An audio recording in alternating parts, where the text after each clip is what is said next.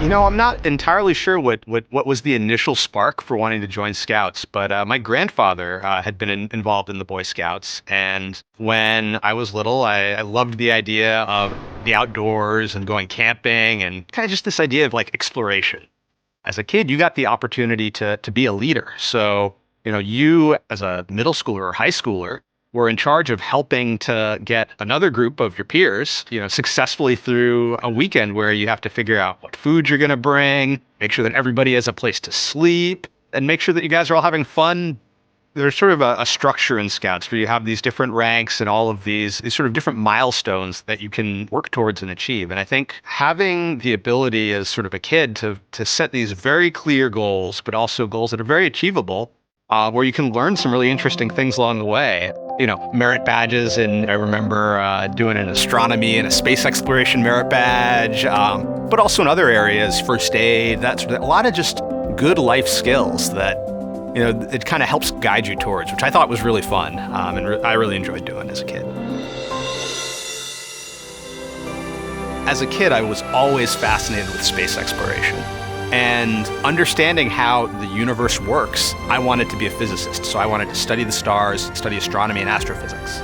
So what is astrophysics? To me, it really means using the laws and rules of physics to try to understand and explain how the universe works around you. So what I was working on for my PhD thesis was trying to build a new radio telescope that could help shed some light on the first few 100 million years of the universe's history, before the first stars and galaxies formed, so we could understand how that process happened. So this is kind of, they call it the dark ages of the universe. I jumped on with a group at MIT that was working on this, and I loved working with radio telescopes and radio instrumentation. And we were actually working on building a new radio telescope out in the middle of the desert in Western Australia.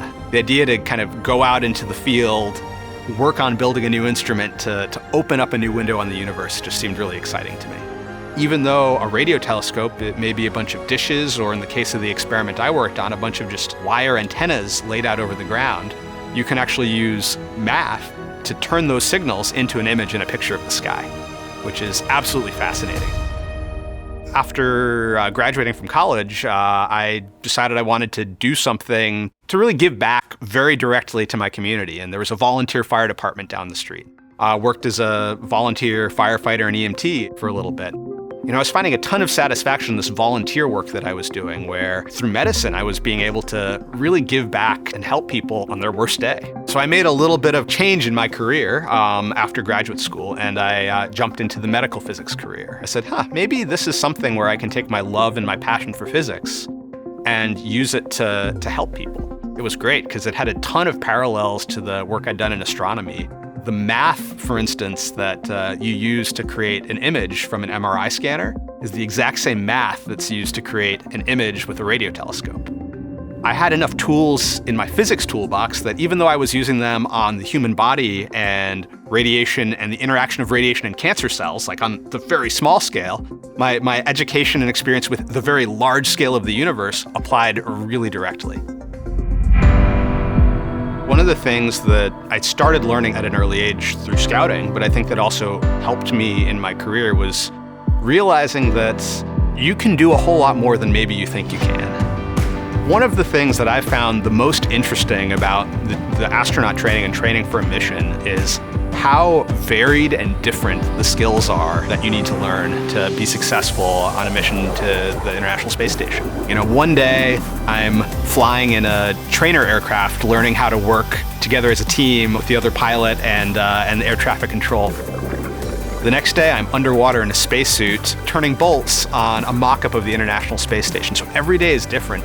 I think that having something where you are exposed to a lot of different things in a lot of different disciplines, and you kind of prove to yourself that you can do it, I think that helps a lot in approaching a job like this, where you really have to execute at a high level in a whole bunch of different areas. It gives you the confidence to really feel like you can try and you can achieve it. I think the thing I'm most looking forward to is to be able to put all this training that I've done into practice and to do the job that I've been training for and looking forward to, ever since I was a little kid. And I think the view will not be so bad either. I'm Chris Williams, and I'm a NASA astronaut.